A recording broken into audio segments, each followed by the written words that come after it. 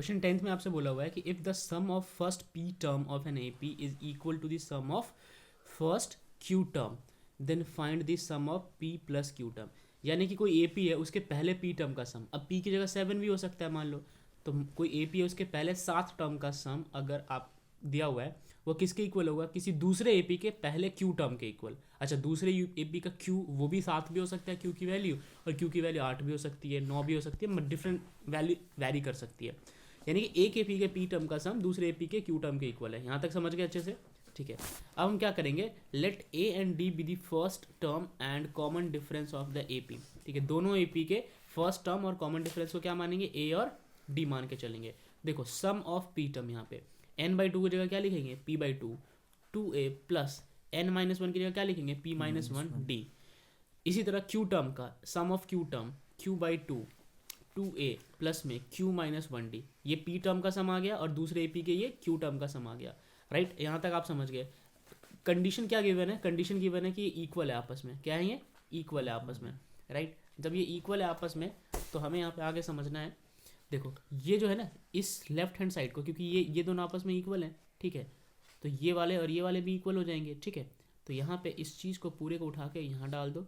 ठीक है, फिर यहाँ पे इक्वल टू का साइन लगा हुआ है, फिर इसको उठा के यहाँ पे डाल दो। 2 से 2 कैंसिल आउट हो जाएगा नीचे से। ठीक है, उसके बाद हमारे पास ऊपर बचेगा P two A plus P minus one D, two two A plus P minus one D यहाँ बच गया। सिमिलरली यहाँ पे बचेगा Q two A plus Q minus one D. ठीक है, ये हमारे पास टर्म्स बच गए।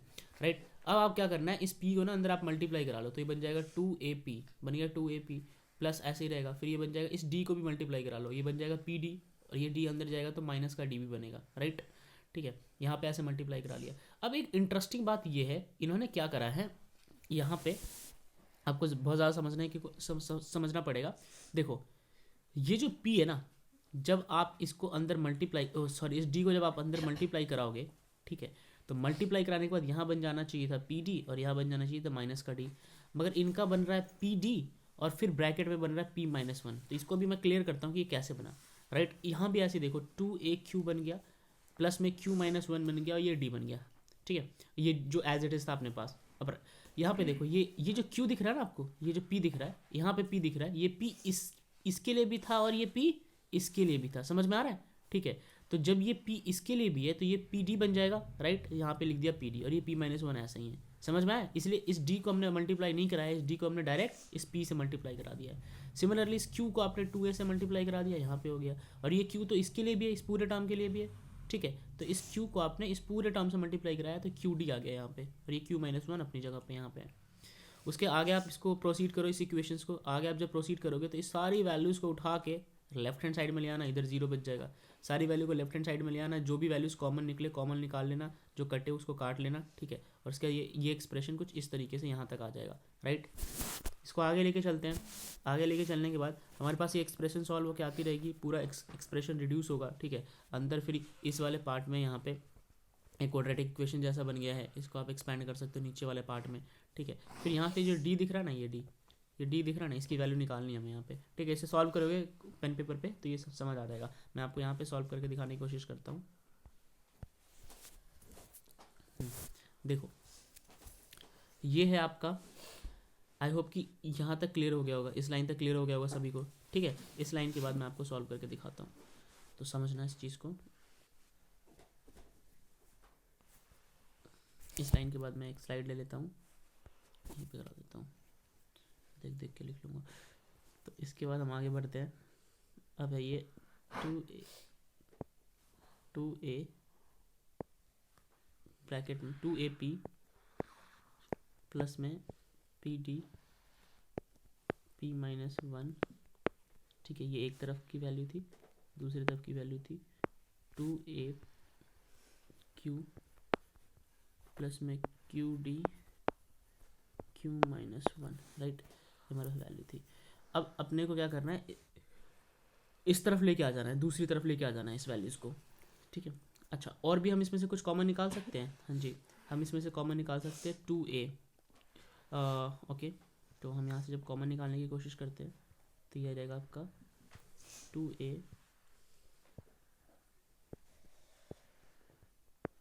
P माइनस क्यू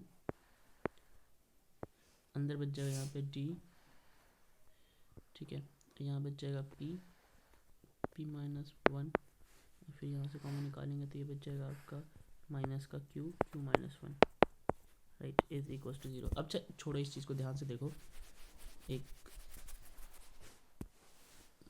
यहाँ पे था, यहाँ तक तो आपने मल्टीप्लाई करा के इस वैल्यूज़ को सॉल्व कर लिया, ठीक है, यहाँ तक आगे समझ में।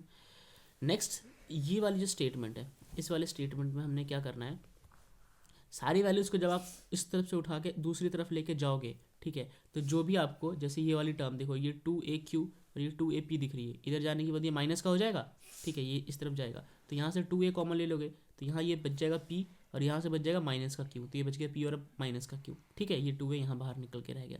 सिमिलरली ये PD P माइनस वन, इधर से QD Q माइनस वन है, उस तरफ जाएगा, तो यहाँ से हम कॉमन ले लेंगे D, ठीक है, यहाँ से क्या कॉमन ले लेंगे, ये वाला D कॉमन ले लेंगे दोनों में से, तो ये D यहाँ पे आ गया, ठीक है, ब्रैकेट के अंदर इधर से बचेगा P, यहाँ से बच गया P, साथ में ये P माइनस वन इधर से बच गया, फिर ये इधर जाने का यहाँ पे माइनस हो जाएगा, तो ये माइनस बच जाएगा, ठीक है, और उधर का Q और Q माइनस वन यहाँ पे बच गया, राइट, ठीक है, ये एक्सप्रेशन फिर इस तरीके से सॉल्व हो जाएगी। आगे बस आपको कॉमन लेना है, कॉमन लेने के बाद यहाँ पे D की value -2 divided by P plus Q minus one, यानी कि D की वैल्यू निकल गई।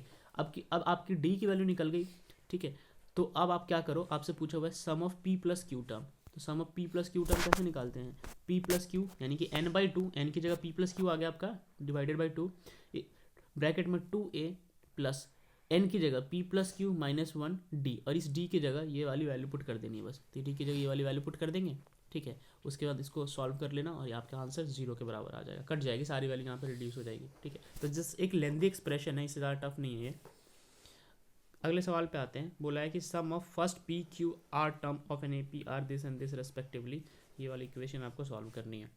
तो A1 और D जो है वो आपके फर्स्ट टर्म और कॉमन डिफरेंस होंगे AP के, ठीक है, अब आपके पास कोई AP दिया आपको नहीं पता, ठीक है, उसके ABC तो उसके टर्म्स हो गए, तो पहला टर्म तो A1 मान लो और कॉमन डिफरेंस D मान लो, ठीक है। गिवन इन्फॉर्मेशन के हिसाब से क्या बोला हुआ है कि sum of first P Q and R terms, sum of first P term क्या होगा, P/2 2A1 plus P minus 1D, right, वो A के बराबर है। Sum of first P term किसके बराबर है, A के बराबर, Q टर्म किसके बराबर है, B के बराबर, और सम ऑफ R टर्म किसके बराबर है, C के बराबर, ठीक है। तो यहाँ पे आ गया SP is equals to P/2 2A plus P minus 1D is equals to A, right, ये सम ऑफ P टर्म आ गया।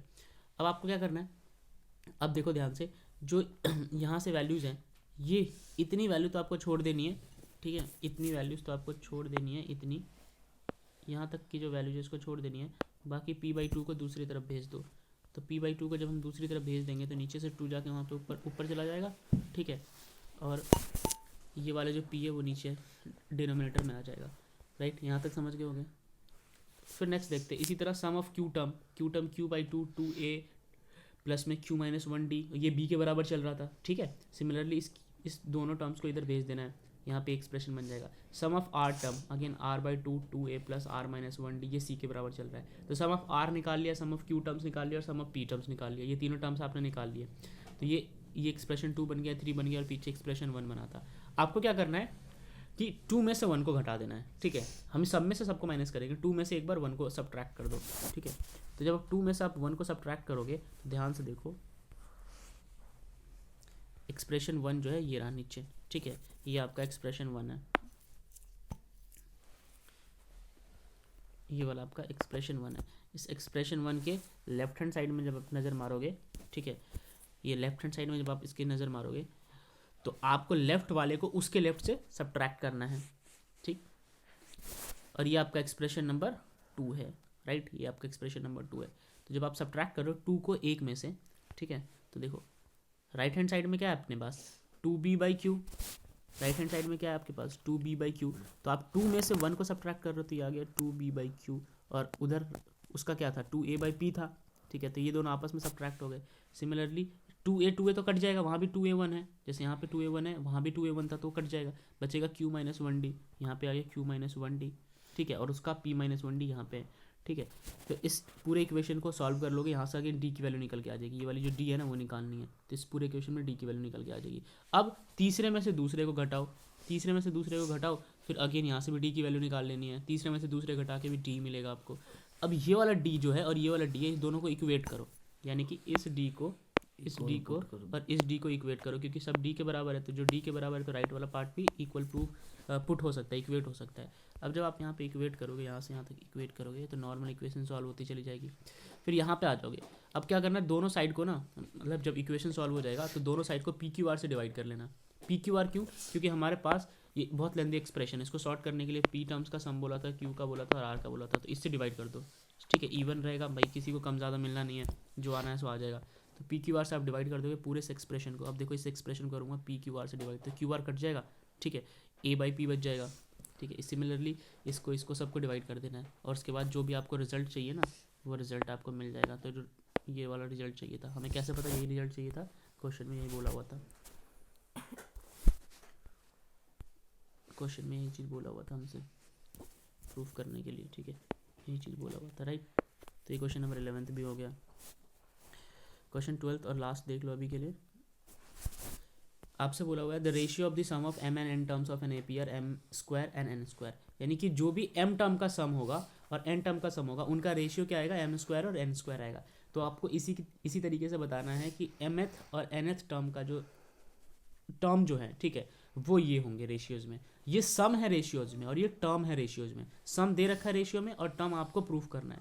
तो वही आप क्या करो कि ए और बी जो है, पहले ए और बी जो है फर्स्ट टर्म और कॉमन डिफरेंस मान लो ए पीस के, मतलब कि एम टर्म का जो ए पी है उसका फर्स्ट टर्म क्या होगा? ए, और जो एन टर्म है उसका फर्स्ट टर्म क्या होगा? बी होगा। बाकी कॉमन डिफरेंस दोनों के लिए क्या मान लिया है हमने? डी मान लिया है, राइट। तो ये हमने ये चीज़ मान ली है। आगे बढ़ते हैं। अब देखो ये बहुत इंपॉर्टेंट चीज़ है, sum of M term, sum of M term divided by sum of M term, इनका रेशियो क्या दे रखा है? एम रेशियो एन स्क्वायर दे रखा है, ठीक है, M square ratio N square दे रखा है। सम ऑफ एम टर्म कैसे लिखते हैं?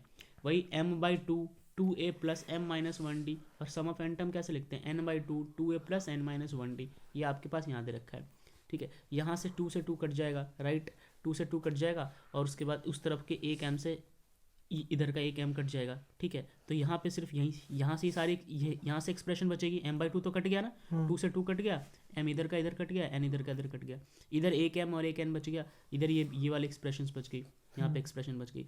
अब मैंने आपको कल सिखाया था कि लेट सपोज अगर आपसे पूछे भाई 18वें टर्म का, तो 18वें टर्म के लिए एन क्या बचेगा? इसका डबल कर दो, 18 दूनी 36, और फिर उसमें से एक माइनस कर दो, ठीक है, तो 35। तो एन की वैल्यू 35 आएगी, ठीक है। यहाँ तक समझ में आ गया?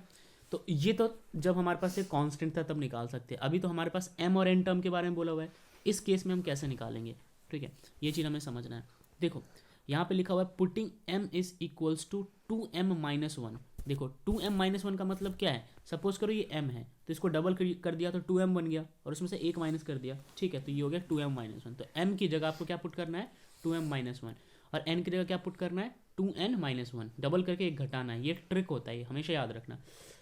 तो ये m है ना बच्चों, इस m की जगह आपको पुट करना है 2m माइनस 1, तो 2m माइनस 1 पुट करोगे तो -1 -1 -2 बन जाएगा, ठीक है, वो 2m अपनी जगह पे रहेगा, ठीक है। इस एक्सप्रेशन को सॉल्व कर लेना, फिर इसका 2a से 2a जो भी वैल्यूज कटनी होगी रिड्यूस होके आपके पास ये एक्सप्रेशन बन के आ जाएगी, ठीक है, ये एक्सप्रेशन। अब इस चीज़ को नोट करो ध्यान से, a plus M minus 1d, ये क्या बनता है? nth टर्म की एक्सप्रेशन है ना, an और an की एक्सप्रेशन है, ठीक है। तो आपसे वही तो पूछा हुआ था कि भाई अगर मान लो कि सम का रेशियो एम स्क्वायर, सम का रेशियो दे रखा है M square divided by N square, दोनों एक्सप्रेशन के, तो उनके टर्म्स के रेशियो क्या होंगे? तो हमें ये टर्म मिल गया, ठीक है, जो भी आंसर आ रहा है वही उसका रेशियो है, तो ये टर्म्स के रेशियो है। तो आई होप समझ आ गया होगा, इसको आप करके देखना, ठीक है।